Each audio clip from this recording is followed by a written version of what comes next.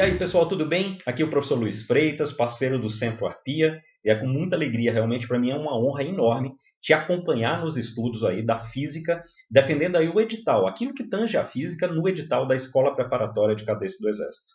Nós estamos aí na resolução, na verdade, deixa eu até consertar isso, na discussão e resolução das questões das provas da SPSEC, provas passadas. Aqui a gente vai abrir uma frente agora que é a prova de 2011, é o modelo G. Você já deve ter acesso a esse material e se eu fosse você, já separaria esse material, já separaria o meu caderno, já separaria o meu lápis e a minha borracha. Por quê? Porque agora é hora de estudar. É hora de assistir o vídeo tirando o máximo proveito dessa videoaula, pessoal, que é como?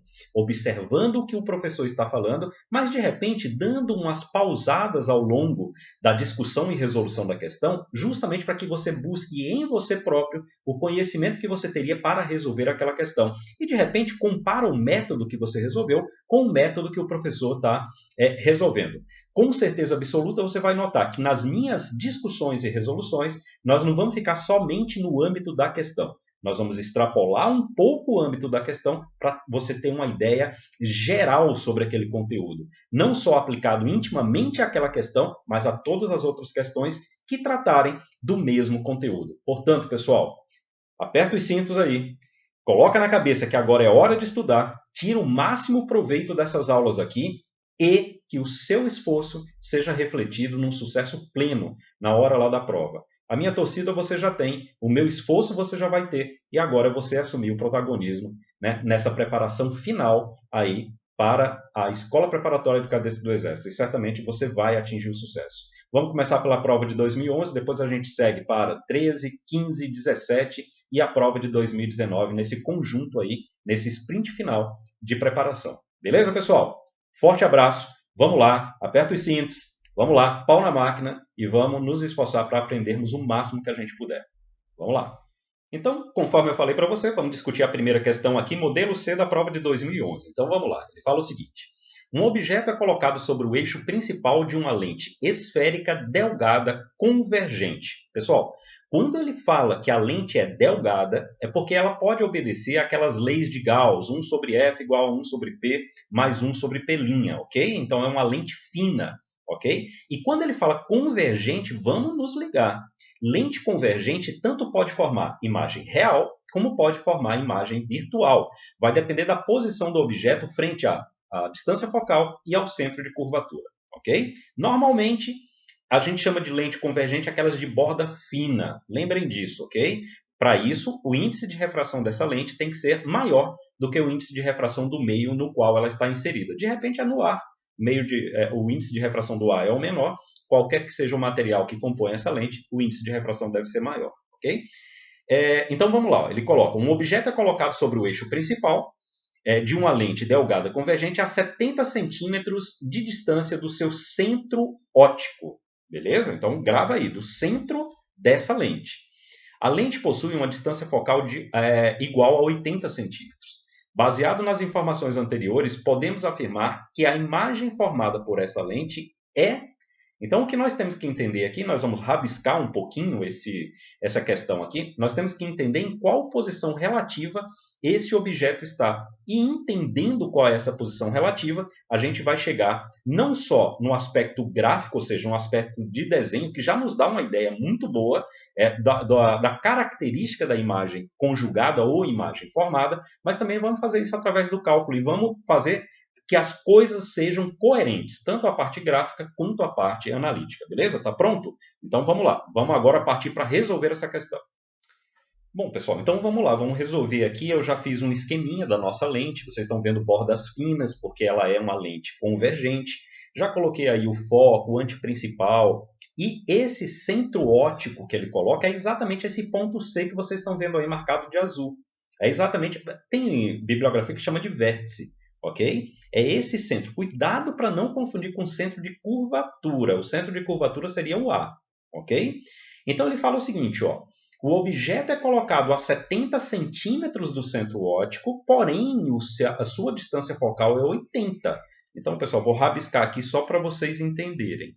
Olha só, essa distância que é do F ou do F' até o centro óptico, é de 80 centímetros. Então, ó, 80 centímetros, ok?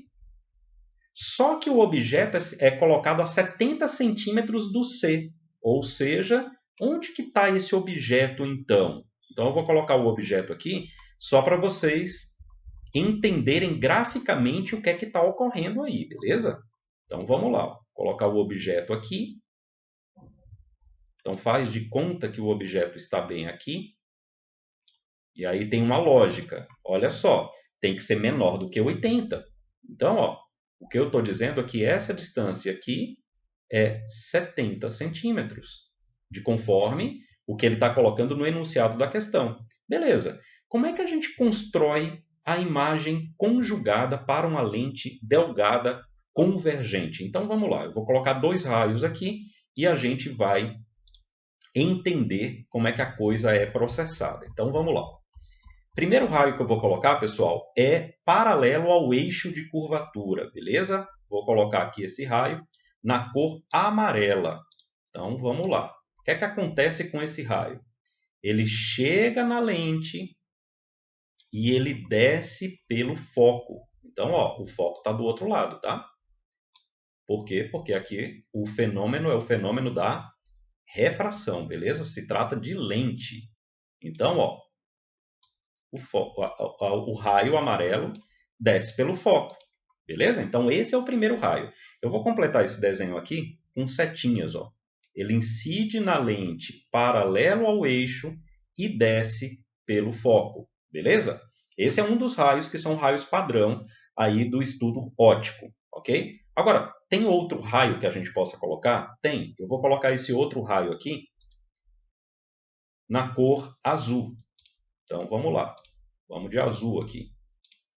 Qual vai ser esse outro raio? Bom, esse outro raio, pessoal, eu vou colocar aqui um raio descendo pelo próprio centro óptico. Então, está aqui, ó. Ele vai descer aqui pelo ponto C.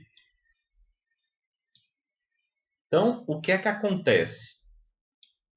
Quando o raio vai pelo centro C, observem, ele desce reto, tá vendo? Ó?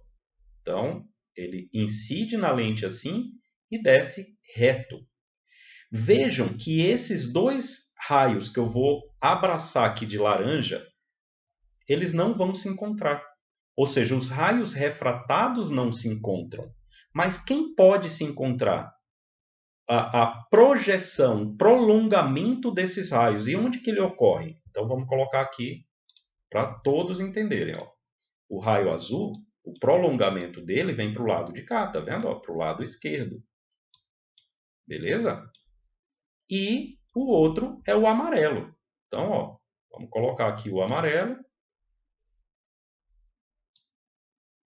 O amarelinho aqui. E ele também vem se prolongando aqui para o lado esquerdo. Beleza? E olha o que é que acontece, pessoal. Vou colocar aqui em rosa, tá? A imagem se forma no encontro do prolongamento desses raios. O que é que isso quer dizer? Quer dizer que essa imagem ela é virtual.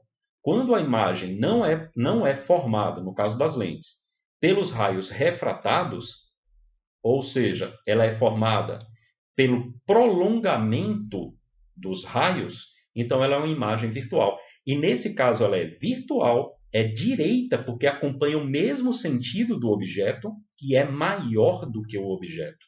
Portanto, nós teríamos aqui como resposta correta para essa questão a letra D. Ok? Porque a imagem, que é a rosa aqui, ó, essa daqui é a imagem. E o laranja é o objeto.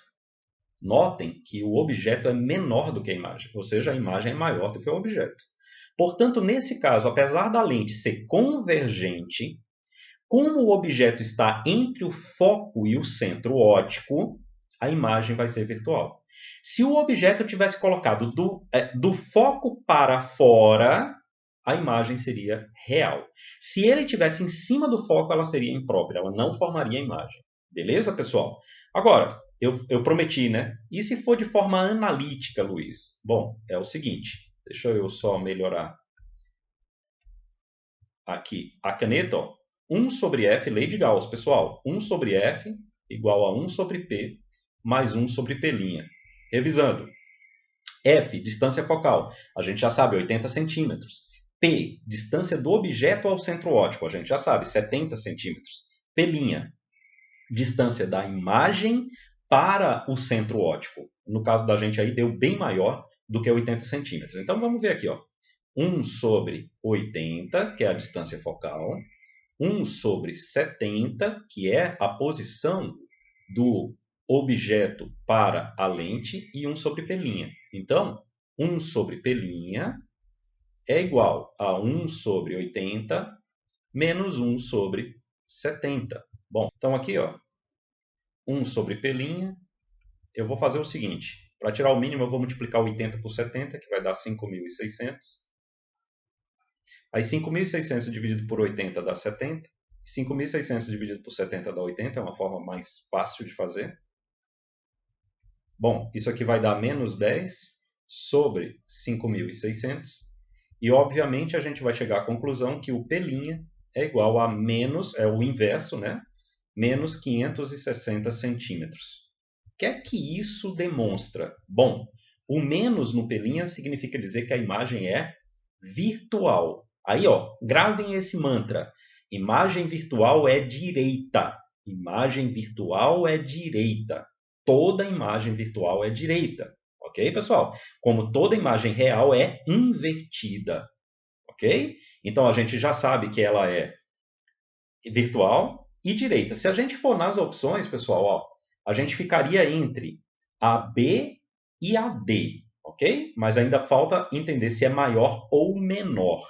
Aí a gente vai para o aumento linear. Reparem aqui. Aumento linear. Vou fazer aqui no cantinho da tela. Aqui, ó. O que é o aumento linear? É o menos P' sobre P, mas também, eu posso colocar aqui, ó, menos P' sobre P, mas também posso considerar que isso aqui é I sobre O. Ou seja, o tamanho da imagem dividido pelo tamanho do objeto. Beleza? Deixa eu melhorar um pouquinho mais aqui essa canetinha aqui. Bom, menos P'. P' é menos 560. Então, eu vou colocar aqui 560. E P é 70. Ora, isso aqui, pessoal, vai dar 80. Significa dizer que o tamanho da imagem é 80 vezes o tamanho do objeto. Simples assim. Então, a imagem é maior do que o objeto. Ah, Luiz, mas na figura não representa ser 80 vezes. Não, pessoal, tudo bem. A gente está fazendo aqui totalmente fora de escala, beleza? Mas só para a gente ter uma ideia de que a imagem, sim, será maior do que o objeto. Beleza, pessoal? Então, essa é só a primeira questão da prova de 2011. Agora a gente vai seguir até a última questão dessa prova, trabalhando aí o conceito de física dessa forma, desse vídeo de agora, discutindo a questão, falando sobre o conteúdo, justamente para que você tenha poder sobre esse conteúdo. Beleza? Até a próxima questão. Vamos junto. Bons estudos. Valeu!